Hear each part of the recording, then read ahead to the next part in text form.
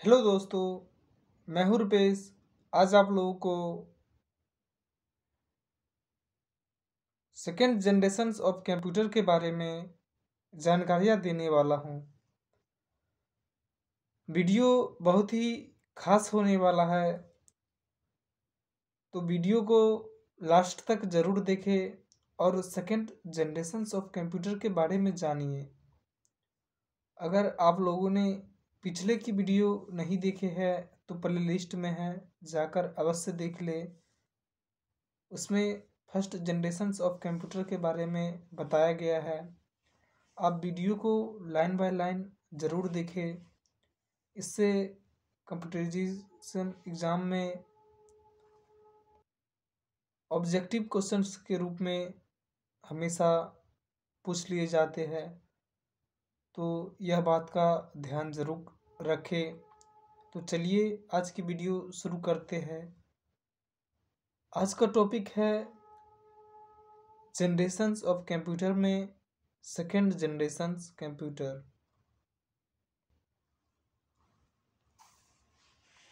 Second generation यानी द्वितीय पीढ़ी, जो 1956 से लेकर 1965, 1956 से लेकर 1965 तक चला था। फर्स्ट जनरेशन का कंप्यूटर जो था 1945 से लेकर 1956 ईस्वी तक चला था। लेकिन सेकेंड जनरेशन का जो कंप्यूटर है वह 1956 ईस्वी से लेकर 1965 ईस्वी तक चला था। सेकेंड जनरेशन के कंप्यूटर में इलेक्ट्रॉनिक कंपोनेंट के रूप में ट्रांजिस्टर का इस्तेमाल किया गया था।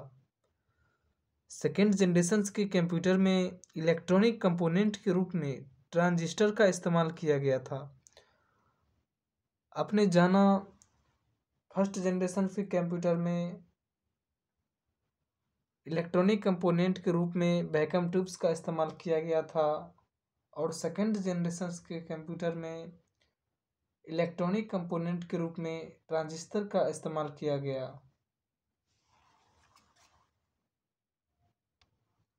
अब जानते हैं ट्रांजिस्टर्स के बारे में। ट्रांजिस्टर जो है एक सॉलिड स्टेट डिवाइस है जो अर्धचालक धातु से बनी होती है। यहाँ ट्रांजिस्टर का वही कार्य है जो प्रथम पीढ़ी के कंप्यूटरों में वैक्यूम ट्यूब का था। यह जो ट्रांजिस्टर है यह एक सॉलिड स्टेट डिवाइस है जो अर्धचालक धातु से बनी होती है। अर्धचालक यानी इसे इंग्लिश में सेमीकंडक्टर मेटल कहते हैं, से बनी होती है। यहाँ ट्रांजिस्टर का वही कार्य है जो प्रथम पीढ़ी के कंप्यूटरों में वैक्यूम ट्यूब का था।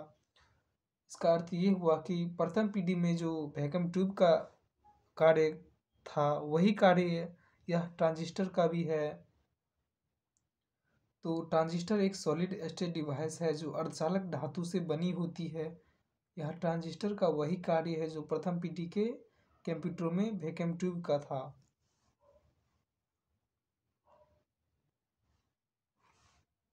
ट्रांजिस्टर का जो आकार था वैक्यूम ट्यूब की तुलना में बहुत छोटा था। इनमें विद्युत धारा की खपत भी बहुत कम होती थी। ट्रांजिस्टर का आकार जो था वैक्यूम ट्यूब की तुलना में बहुत छोटा था। इनमें विद्युत धारा की खपत भी बहुत कम होती थी।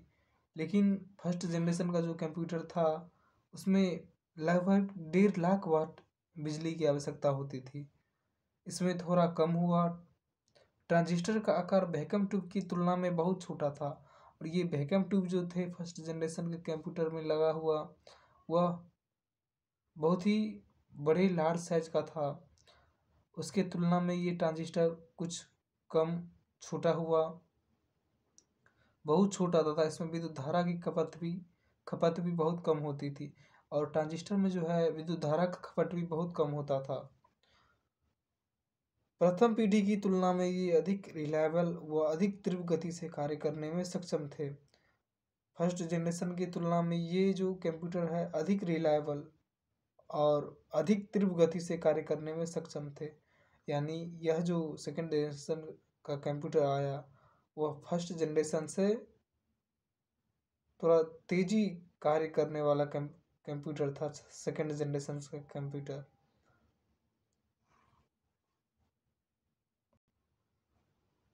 इस पीढ़ी में जो है कोड मैग्नेटिक कोड्स को प्राइमरी मेमोरी के रूप में इस्तेमाल किया गया था।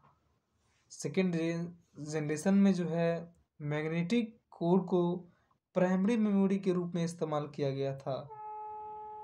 फर्स्ट जनरेशन में कुछ अलग था। सेकेंड जनरेशन में मैग्नेटिक कोड्स को प्राइमरी मेमोरी के रूप में इस्तेमाल किया गया था। मैग्नेटिक टेप और मैग्नेटिक डिस्क को सेकेंडरी मेमोरी के लिए उपयोग किया गया था। इन सब बातों को ध्यान रखें, इन सब में से ऑब्जेक्टिव बन सकता है। मैग्नेटिक टेप और मैग्नेटिक डिस्क को सेकेंडरी मेमोरी के लिए उपयोग किया गया था सेकेंड जनरेशन में। इस विधि में असेंबली व मशीनी लैंग्वेज को और अधिक आसान व ताकतवर बना दिया गया। सेकेंड जनरेशन में असेंबली व मशीन लैंग्वेज को और अधिक आसान व ताकतवर बना दिया गया।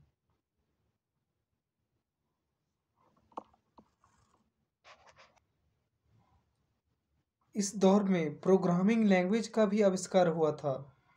उस समय में सेकेंड जनरेशन में प्रोग्रामिंग लैंग्वेज का भी आविष्कार हुआ था, जिनमें मुख्य रूप से कोबोल और फोर्ट्रोन नामक उच्च स्तरीय प्रोग्रामिंग भाषाएं इसी पीढ़ी में शुरू की गई थी। यानी सेकेंड जनरेशन में जो है प्रोग्रामिंग लैंग्वेज का भी आविष्कार हुआ था, जिनमें मुख्य रूप से कोबोल और फोर्ट्रोन नामक उच्च स्तरीय भाषाएं इस पीढ़ी में शुरू की गई थी। सेकेंड जनरेशन में जो है कोबोल और फोर्ट्रोन जैसे हाई लेवल प्रोग्रामिंग लैंग्वेज का भी शुरुआत इसी पीढ़ी में हुआ था। अब जानेंगे जो सेकेंड जनरेशन में जो कंप्यूटर का निर्माण हुआ था उन सब के बारे में लाइन बाय लाइन।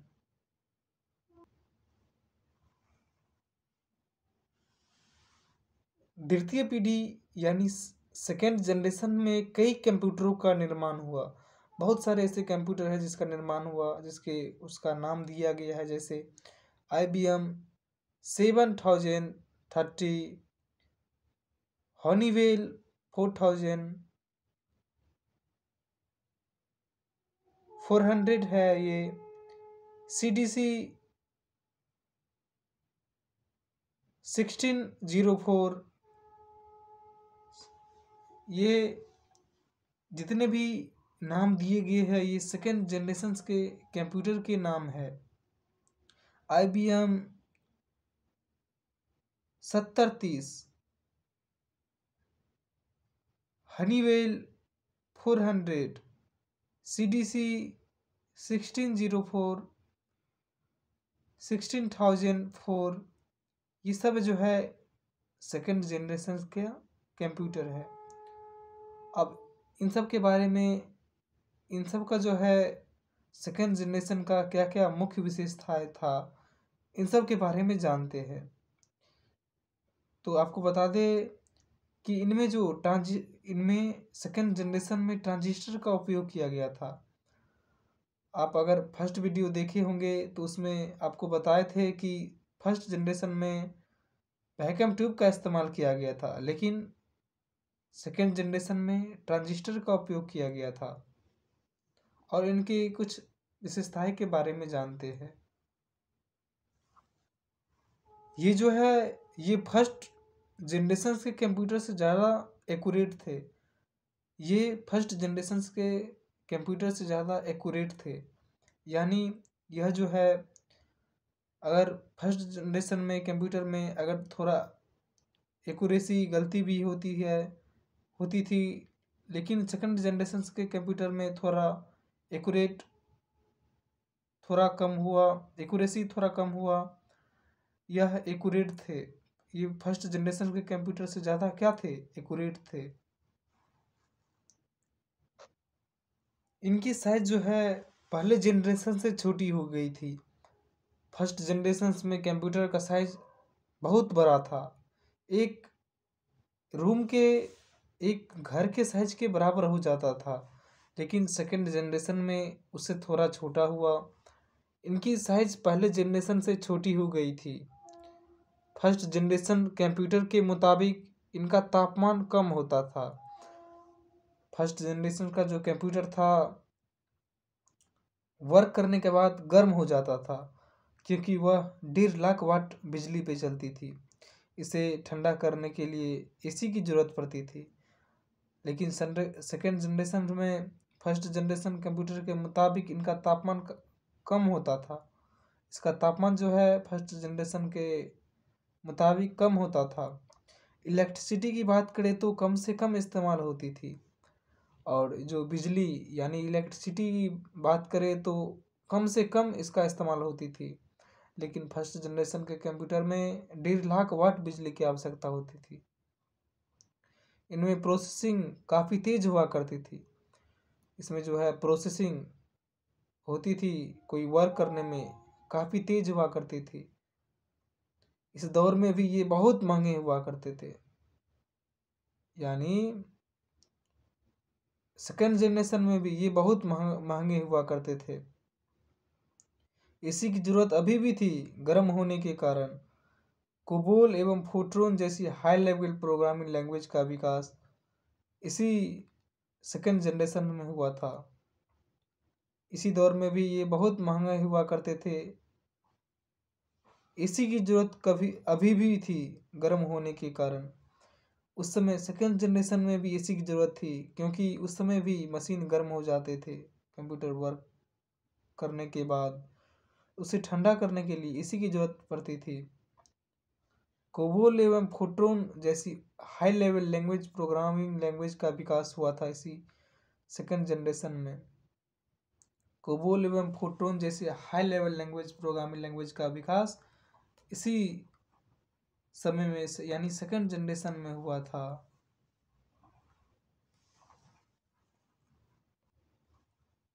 इसमें जो है संग्रहण डिवाइस, स्टोरेज डिवाइस, प्रिंटर व ऑपरेटिंग सिस्टम आदि का प्रयोग भी इसी सेकेंड जनरेशन में हो गया था।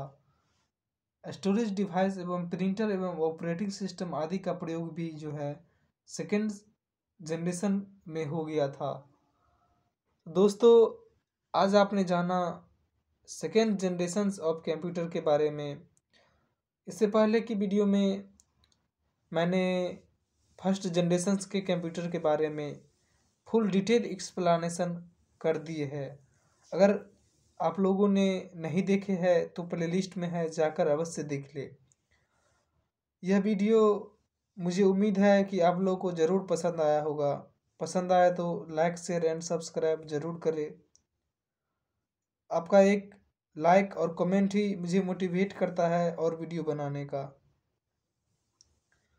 तो मिलते हैं नए टॉपिक के साथ नेक्स्ट वीडियो में। थर्ड जनरेशन के कंप्यूटर के बारे में नेक्स्ट वीडियो में डिस्कस करेंगे। आज की वीडियो यहीं तक रखते हैं। थैंक्स, आपका समय शुभ हो। जय हिंद, जय भारत।